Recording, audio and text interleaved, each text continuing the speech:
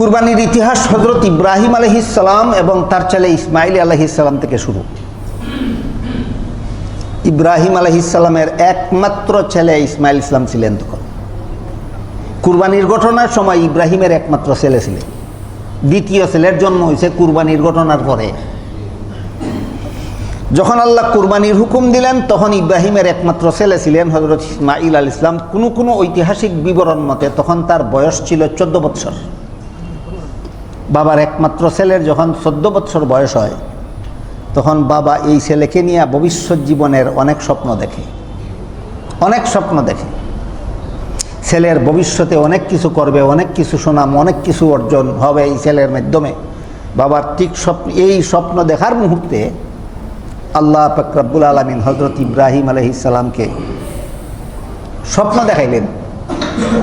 কি স্বপ্ন দেখাইলেন? স্বপ্ন দেখাইলেন তিনি তার ছেলেকে মাটিতে শোয়াইয়া ছুরি হাতে নিয়ে তাকে জবাই করার জন্য প্রস্তুতি নিয়েছেন। মুফাসসিরিনে কেরাম লেখেন আল্লাহ এইভাবে স্বপ্ন না দেখাইয়া ডাইরেক্ট বলতে পারতেন তোমার ছেলেকে জবাই করো, তোমার ছেলেকে জবাই করো, এরকম ডাইরেক্ট হুকুম না দিয়া স্বপ্নে দেখাইলেন কেন? বিভিন্ন কারণ আছে। আল্লাহর বিভিন্ন কাজের মধ্যে বহু রকমের হিকমত থাকে, কৌশল থাকে, রহস্য থাকে। আল্লাহ ইব্রাহিমকে সরাসরি হুকুম না দিয়া স্বপ্নে দেখানির যত রহস্য আছে এর মধ্যে একটা রহস্য হইল আল্লাহ যদি হুকুম দিতেন তোমার ছেলেকে কুরবানি করো তাহলে গলা না কাটা পর্যন্ত কুরবানি হইতো না। গলা কাটবার আগে কুরবানি হয় না গলা কাটলে পরে? আল্লাহ যদি হুকুম দিতেন তোমার ছেলের কুরবানি করো তে গলা না কাটা পর্যন্ত আল্লাহর হুকুম পালন হইতো না। অথচ আল্লাহর ইচ্ছা গলা কাটানি উদ্দেশ্য না, কুরবানিটা কেমনে কুরবানি দিতে প্রস্তুত কিনা, তোমার অন্তরটা তৈরি কিনা এটা পরীক্ষা করা উদ্দেশ্য। এই কারণে আল্লাহ সরাসরি কুরবানি করো হুকুম না দিয়া স্বপ্নে দেখাইছেন। স্বপ্ন সম্পর্কেও আমি হযরত ইউসুফ আলাইহিস সালামের ঘটনা প্রসঙ্গে আপনাদেরকে স্বপ্ন সম্পর্কে অনেক মূল্যবান মূলনীতি বলে দিয়েছি। নবীগণকে স্বপ্ন দেখান একমাত্র আল্লাহ। নবীগণকে শয়তান কোনোদিন স্বপ্ন দেখাইতে পারে না। নবীগণের উপর শয়তানেরই অধিকার চলে না। এই কারণে নবীগণ যত স্বপ্ন দেখেন সবগুলি শতকরা 100% সত্য। নবীগণের স্বপ্ন শতকরা 100% সত্য। উম্মতে যদি স্বপ্ন দেখে তাহলে তার স্বপ্ন 3 প্রকার। এক প্রকার স্বপ্নের নাম খিয়ালি, আরেক প্রকার স্বপ্নের নাম শয়তানি, আরেক প্রকার স্বপ্নের নাম রহমানি। উম্মতের স্বপ্ন কত প্রকার? খিয়ালি, শয়তানি, রহমানি। খেয়ালি স্বপ্ন কোনটা? যেই সমস্ত বিষয় ধ্যান ধারণা কল্পনা জল্পনা সব সময় করে, অথবা যে সমস্ত ঘটনা সমাজে অহরহ ঘটে ঘুমাইলেই তুই দেখে, এটার কোনো অর্থ নাই, এটা খেয়ালি, এটা কল্পনার ফসল। শয়তানি স্বপ্ন কোনটা? এমন স্বপ্ন দেখে যে স্বপ্নের দ্বারা সে হয়তো ভয় পায় আর না হয় তাকে বিপদগামী করার ব্যবস্থা করা হয়। এইরকম স্বপ্ন শয়তানে মানুষে দেখে দেয়। যেমন এক ব্যক্তি স্বপ্নে দেখলো তুমি যদি মাজারের বাবার নামে মান্নত কইরা ওইখানে নিয়ে একটা গরু জবাই করো তাহলে তোমার ছেলের অসুখ সারবে। এটা শরীয়ত বিরোধী স্বপ্ন, এটা আল্লাহর হুকুম বিরোধী, রসুলের তরিকা বিরোধী স্বপ্ন। শয়তানে দেখাইছে বিপথে নিয়ে যাওয়ার জন্য। এই সমস্ত স্বপ্নরে শয়তানি স্বপ্ন বলা হয়। রহমানি স্বপ্ন, যেই স্বপ্ন সাধারণ মানুষকেও এমনকি বেদিন কাফিরকেও আল্লাহ অনেক সময় 2 কারণে আল্লাহ স্বপ্ন দেখাইয়া দেখেন। একটা হইল তারে কোনো ব্যাপারে সতর্ক করার জন্য, আর একটা হইল তার কোনো সুসংবাদ দেওয়ার জন্য। তারে কোনো সুসংবাদ দেওয়ার জন্য আল্লাহ পাক রব্বুল আলামিন তাকে স্বপ্ন দেখাইয়া থাকেন। হয়তো কোনো নির্দেশনা দেওয়ার জন্য, আর না হয় কোনো সুসংবাদ দেওয়ার জন্য। কাজেই আমি উম্মত যেদিন স্বপ্ন দেখলাম, আমার স্বপ্নটা খেয়ালি না শয়তানি না রহমানি, এটা যাচাইয়ের জন্য এই 3 রকম স্বপ্নের ব্যাখ্যা জানা থাকা, 3 রকমের স্বপ্নের অর্থ জানা থাকাটা এটা হলো মাপকাঠি।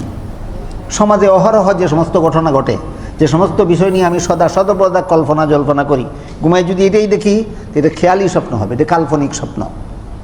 আমি স্বপ্নের দ্বারা যদি মারাত্মকভাবে ভয় পাই, অথবা আমি স্বপ্নের দ্বারা যদি শরীয়ত বিরোধী কোনো কাজের নির্দেশ পাই, তো পরিষ্কার হয়ে গেল এটা শয়তানে দেখাইছে আমার, এটা শয়তানি স্বপ্ন, এটা পালন করা যাবে না। আর আমার দেখা স্বপ্নের ব্যাখ্যা যদি শরীয়তের অনুকূলে হয়, শরীয়ত বিরোধী না হয়, তাহলে বুঝতে হবে এই স্বপ্নটা আল্লাহর পক্ষ থেকে দেখানো উচিত। 3 প্রকার স্বপ্ন হইল উম্মতের বেলায়। নবীর বেলায় স্বপ্ন এক প্রকার হইল। নবীর স্বপ্ন একমাত্র আল্লাহর পক্ষ থেকেই দেখানো হয়। নবী কাল্পনিক স্বপ্নও দেখেন না, নবীকে শয়তানে অস্বপ্নে দেখাইতে পারেন। বুঝে থাকলে এবার বলুন তো, ইব্রাহিম আলাইহিস সালাম স্বপ্নে দেখলেন ছেলেকে জবাই করার জন্য প্রস্তুতি নিছেন, শুয়াইছেন, ছুরি চালাইয়া দিছেন, এরপরে কি আরও কোনো দায়িত্ব থাকে? আর কোনো দায়িত্ব থাকে না। ছেলেকে শুয়াইছেন জবাই করার জন্য, ছুরি চালিয়ে দিছেন জবাই করার জন্য, এইটুকু আল্লাহ তার স্বপ্নে দেখাইলেন। এই স্বপ্নটা শতকরা 99% সত্য না 100%? 100% সত্য। তিনি জানেন নবীগণকে আল্লাহ স্বপ্ন দেখায় থাকেন, শতকরা 100% সত্য। কাজিয়া আমার ছেলের জবাই করার জন্য আল্লাহ এই স্বপ্ন দেখাইছে। স্বপ্ন দেখে তিনি ছেলেকে জবাই করার জন্য প্রস্তুতি নিলেন। আগেই কইছি ছেলে কুরবানি করুন, এই হুকুম আল্লাহ ডাইরেক্ট না দিয়ে স্বপ্ন দেখাইলেন কেন? ডাইরেক্ট হুকুম দিলে গলা কাটতে হইতো, গলা না কাটলে কুরবানি হইতো না। আর স্বপ্নে যেই পরিমাণ দেখছেন এই পরিমাণই বাস্তবায়ন হইব, গলা কাটার অবস্থা বাস্তবায়ন হবে না। এটা আল্লাহর ইচ্ছা, এই জন্য স্বপ্ন এইভাবে নির্দেশ দিয়েছেন। ইব্রাহিম আলাইহিস সালাম ছেলেকে যেইভাবে স্বপ্নে দেখলেন সেইভাবে নিয়ে গেলেন জবাই করার জন্য। ও ঘটনা অনেক অনেক লম্বা। শয়তানে 3 জায়গাত বাধা দিছে। ক জায়গাত? 3 জায়গাত। যে 3 জায়গাত বাধা দিছে, এই 3 জায়গাত হাজিলুকে কঙ্কর নিক্ষেপ করতে হয়। ওই ইব্রাহিম ইসলামের শয়তানে যে বাধা দিয়েছে, শয়তান ফাতর মার মেরেছিলেন জিবরাইল ফিরিস্তার পরামর্শক্রমে। এই হলো এই ফাতর মারার ইতিহাস। সব বাধা বিপত্তি এড়াইয়া হজরত ইব্রাহিম আলাইহিস সালাম ছেলে ইসমাইলকে চিৎ করাইয়া শোয়াইলেন। শোয়াইয়া মাথাটা ফিরাইয়া, আমরা করটে শৈলে পাশ ফিরাইয়া শৈলে যেইভাবে শোয়া হয় এইভাবে রাখলেন, যেন ছেলে পিতা পুত্রের চোখে চোখে যেন না পড়ে। চোখে চোখে পড়লে মায়া মহব্বত জবাই করার পথে বাধা হইতে পারে। ঘটনার বিবরণ দিয়ে আল্লাহ পাক রব্বুল আলামিন বলেন, ফালাম্মা আসলামা ওয়া তাল্লাহু লিল জাবিন, যখন তারা দুজন আত্মসমর্পণ করলেন, ইব্রাহিম আলাইহিস সালামও আত্মসমর্পণ করলেন, ছেলে ইসমাইলও আত্মসমর্পণ করলেন। ইসমাইল আত্মসমর্পণ কেমনে করলেন? আল্লাহ কোরআনে বলেন, ইব্রাহিম ইসলাম জবাই করার প্রস্তুতি নেওয়ার আগে ছেলেকে বলছিলেন, ইয়া বুনাইয়া ইন্নী আরা ফিল মানামি আন্নী আযবাহুকা ফানজুর মাজা তারা। ছেলে ইব্রাহিম, আমি স্বপ্নে দেখি তোমাকে জবাই করি। এটা তো আল্লাহর পক্ষ থেকে দেখানো হয়েছে, তুমি কি বলো? তুমি কি বলো কেন জিজ্ঞাসা করলেন? ছেলে রাজি না হইলে জবাই করবেন না, এই জন্য নয়। আমি যেভাবে আমার মায়ার ছেলে জবাই করতে রাজি আছি, ছেলেও আল্লাহর মহব্বতে জবাই হইতে রাজি আছে কিনা পরীক্ষা করার জন্য। ছেলে জবাব দিলেন, আমি হাসি মুখে রাজি আছি। তাহলে ইব্রাহিম ইসলামেও আত্মসমর্পণ করলেন, ইসমাইল ইসলামেও আত্মসমর্পণ করলেন। এই 2 আত্মসমর্পণের কথা উল্লেখ করে আল্লাহ বলেন, ফালাম্মা আসলামা, তারা দুজন যখন আত্মসমর্পণ করলেন পরিপূর্ণভাবে আল্লাহর কাছে। এই আত্মসমর্পণটাই হইল কুরবানির মূল শিক্ষা। আল্লাহর কাছে আমি আত্মসমর্পণ করলাম। আল্লাহর মতে মত আমার মতে মত নয়, আল্লাহর ফতে ফত আমার ফতে ফত নয়, আল্লাহর কথায় কথা আমার কথায় কথা নয়। আল্লাহর মর্জি মতে চলতে হবে, আমার মর্জি মতে নয়। এটার নাম কমপ্লিটলি সারেন্ডার, পরিপূর্ণ আত্মসমর্পণ। কুরবানির মর্ম কথা হইল আল্লাহর কাছে পরিপূর্ণ আত্মসমর্পণ। কুরবানির ইতিহাসের এই কথাগুলি যদি আমাদের কুরবানির দিনে মনে না থাকে, আমি যদি আল্লাহর কাছে পরিপূর্ণভাবে আত্মসমর্পণ করতে রাজি না থাকি, গরু জবাই করা না করায় আমার কি আসে যায়, ছাগল জবাই করায় না করায় আমার কি আসে যায়। উদাহরণস্বরূপ ধরুন, আমি সারা বৎসর ঘুষ খাইতাম, ঈদের দিনেরও ঘুষ করি। আমি সারা বৎসর সুদ খাইতাম, আমি ঈদের দিনেরও সুদখোর। সারা বৎসর মদ খাইতাম, আমি ঈদের দিনেরও মদখোর। সারা বৎসর গাঞ্জা খাইতাম, আমি ঈদের দিনেরও গাঞ্জাখোর। সারা বৎসর বেনামাজি ছিলাম, আমি ঈদের দিনেরও বেনামাজি। সারা বৎসরের বেপরদা, আমি ঈদের দিনেরও বেপরদা। ওই শ্রেণী আত্মসমর্পণ। আমার গরু জবাই কোন কামের, আমার ছাগল জবাই কোন কাজের? এটা কুরবানির খুলস, কুরবানির মূল নয়। গরু জবাই কুরবানির খুলসেরও দরকার পড়ে যদি মূল থাকে। মূলই থাকে না, খুলস কোন কাজে লাগে? একটা গাছের চারা ছাল আসেনি, গাছের চারার ছাল নাই, ছাল সম্পূর্ণ উঠাইয়া ফেললে গাছের চারা টিকে থাকা ঝুঁকিপূর্ণ হয়ে যায়, কাজে খুলসেরও দরকার থাকে। কিন্তু ছাল রেখে যদি মূল ফালাইয়া দেয়, এই ছাল কোন কাজে লাগে? তা আমাদের কুরবানি এই অবস্থায় হবে। আমি যদি আল্লাহর কাছে, আল্লাহ ইব্রাহিম ইসলাম এবং ইসমাইল ইসলামের কুরবানির ইতিহাস বর্ণনা করে বলেন, ফালাম্মা আসলামা, তারা দুজন যখন পরিপূর্ণভাবে আত্মসমর্পণ করলেন, তখন আমি পুরস্কার স্বরূপ বললাম, ছেলের গলা কাটতে হবে না, বেহেশতের থেকে দুম্বা পাঠাইলাম, দুম্বার গলা কেটে কুরবানি আদায় করো।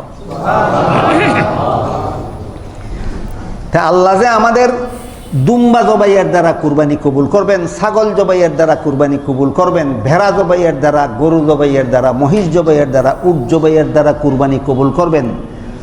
আসল আত্মসমর্পণ থাকলে না আসল আত্মসমর্পণ না থাকলে? কুরবানির শিক্ষা আত্মসমর্পণ।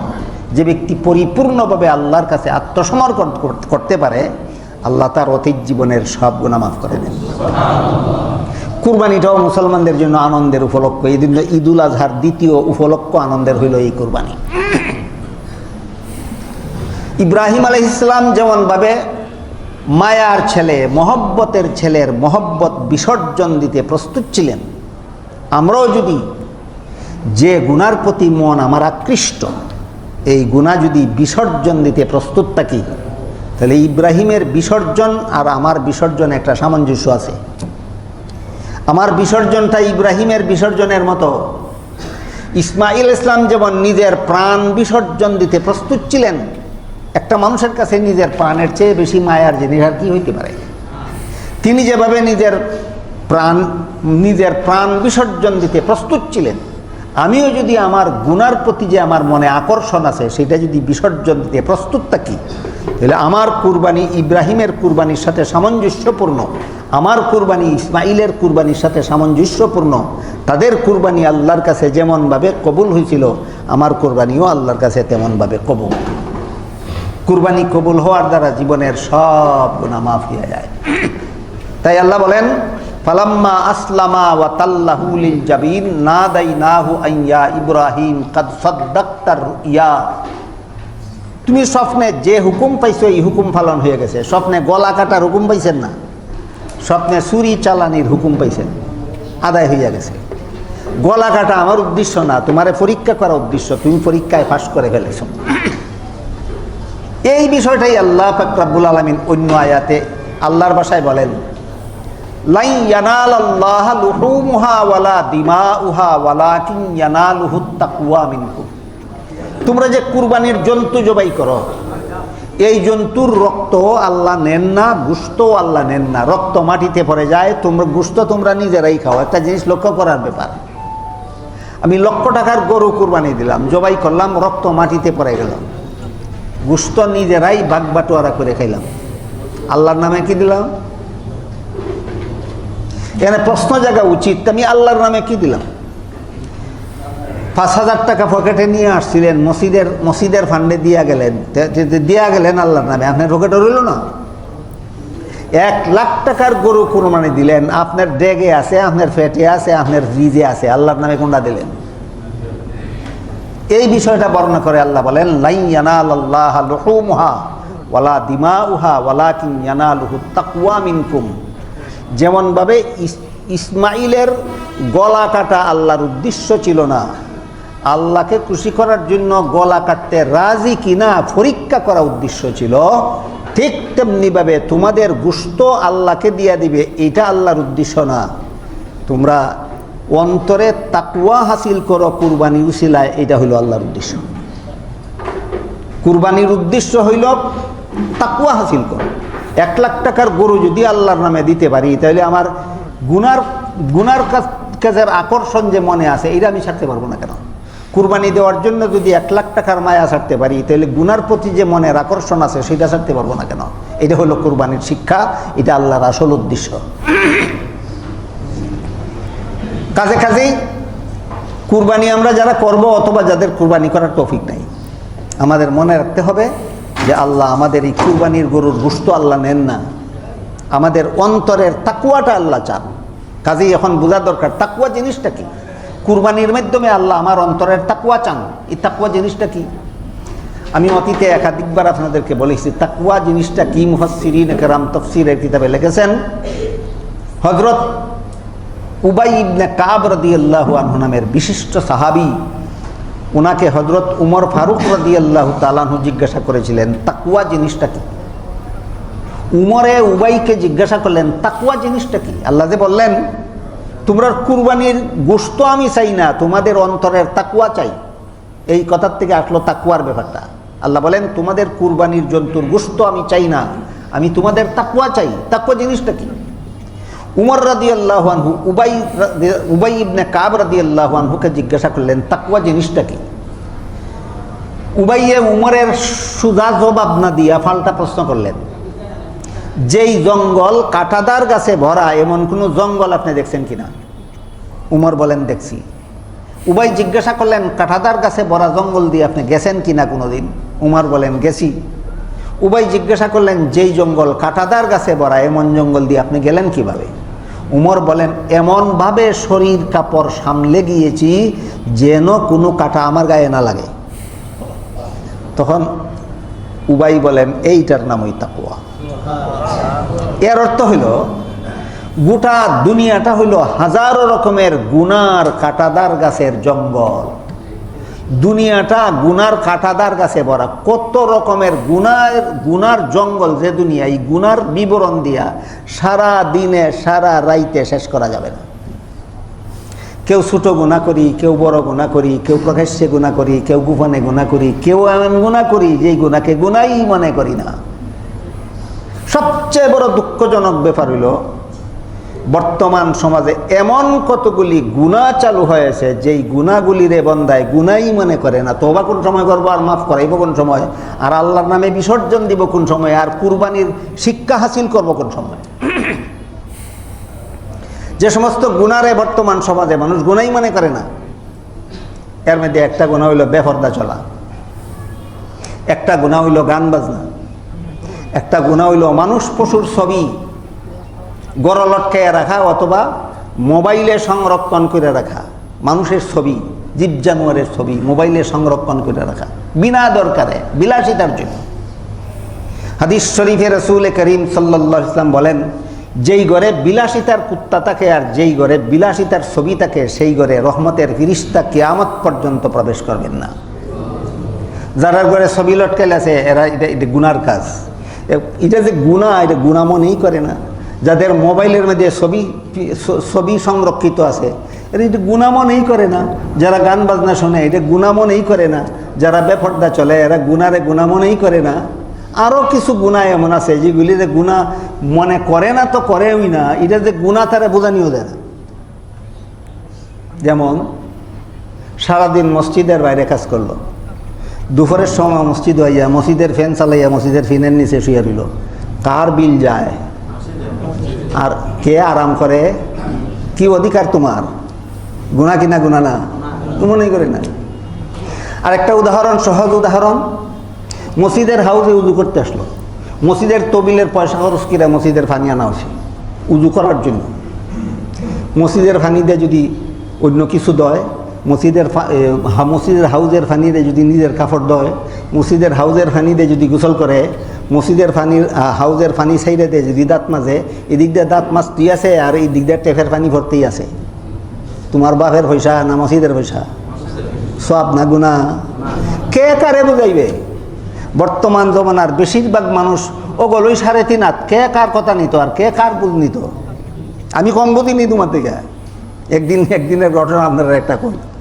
এক জায়গায় সফরও গেছি, রেল স্টেশনও গেছি, আসরের নমাজের টাইম হয়েছে, স্টেশন মসজিদও গেছি, আসরের নমাজ পড়তাম। গিয়ে দেখি জমাত হয়ে গেছে, আমি আমার নমাজ একাই পড়তেছি।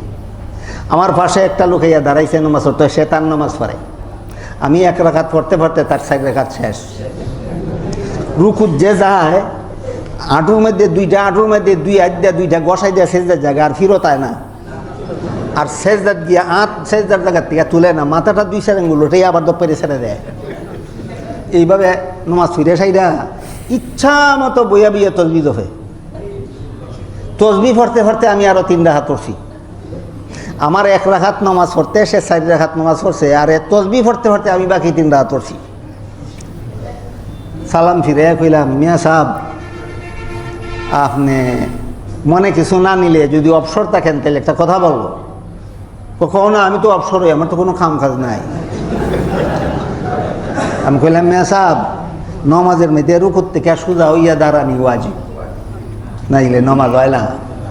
প্রথম সেজদার থেকে সোজা হইয়া বসা ওয়াজিব, নাইলে নমাজ হয় না। কই কথা হইনি, কি কথা হই? কয় আমারে বোঝানি লাগতো না, আমি তোমার থেকে ভালো জানি। এরাই বুঝে বোঝায়। মসজিদের ফ্যান ছেড়ে যদি আইয়া রেস্ট লয়, মসজিদের বিল খাটাইয়া যদি নিজে মসজিদের বাতাস বুক করে, নমাজের সময় হয় না কোনো কারণে, এরা বুঝাইব না। বুঝাইতে গেলে কইব তুমি আমারে বুঝাইনি লাগতো না, আমি তোমার থেকে বেশি বুঝি। আউজের ফানি চাইলে যদি ব্যক্তিগত কাজ করে, আউজের ফানি যদি অপচয় করে, তারে বুঝাইতে গেলে কইব আমারে বুঝাইনি লাগতো না, আমি তোমার থেকে বেশি বুঝি। গুনাহ কতভাবে মানুষে করে। হযরত উমর ফারুক রাদিয়াল্লাহু তাআলা আনহুর প্রশ্নের জবাবে উবাই ইবনে কাব রাদিয়াল্লাহু তাআলা আনহু বলেন, গোটা দুনিয়াটাই হইল হাজারো রকমের গুনার কাঁটাদার গাছে জঙ্গলে ভরা। এই গুনার কাঁটাদার গাছে ভরা জঙ্গল দুনিয়ার ভিতর দিয়া প্রত্যেকটা মানুষের জান্নাতে যাওয়ার পথ। প্রত্যেকটা মানুষের জান্নাতে যাওয়ার পথ। দুনিয়ার জঙ্গলে তুমি একদিক দিয়ে ঢুকছো, এই দুনিয়ার জঙ্গল থেকে আরেক দিক দিয়ে বেরিয়ে তোমার জান্নাতে বুঝতে হবে। কথা বুঝে থাকলে বলুন তো, দুনিয়ার মানুষের জান্নাতে যাওয়ার পথ, সমস্ত মানুষের জান্নাতে যাওয়ার পথ দুনিয়ার বাইরে দিয়া না দুনিয়ার ভিতর দিয়া? এই দুনিয়াটা হইল আমাদের জান্নাতে যাওয়ার পথ। এটা গুনার কাঁটাদার গাছের জঙ্গলে ভরা। তুমি যদি দুনিয়ার থেকে এমনভাবে বিদায় হতে পারো যে কোনো গুনাহ তোমার সাথে কবরে না যায়, তাইলে তোমার তাকওয়া হাসিল। কি হাসিল হইল? তাহলে সারমর্ম হইল তাকওয়া, গুনাহমুক্ত জীবনযাপনের নাম তাকওয়া। সারমর্ম কি দাঁড়াইল? গুনাহমুক্ত জীবনযাপনের নাম তাকওয়া। আল্লাহ কোরআনে কি বলেন? লাই ইয়ানালাল্লাহা লুহুমুহা ওয়ালা দিমাউহা ওয়ালাকিন ইয়ানালুহুত তাকওয়া মিনকুম। তোমরা কুরবানির গোশত আল্লাহ চান না, আল্লাহ তোমাদের তাকওয়া চান। তোমাদের কুরবানির গোশত আল্লাহ চান না, আল্লাহ তোমাদের তাকওয়া চান।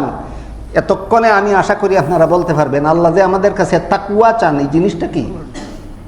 গুনাহমুক্ত জীবনযাপন। আল্লাহ যে আমার কাছে তাকওয়া চান, এই তাকওয়া জিনিসটা কি? গুনাহমুক্ত জীবনযাপন। কুরবানির এই শিক্ষা যদি আমি গ্রহণ করতে পারি, কুরবানির দ্বারা আমার জীবনের গুনাহ মাফ, আমার আনন্দের ব্যাপার। এটা হইল ঈদুল আজহার দ্বিতীয় আনন্দের কারণ।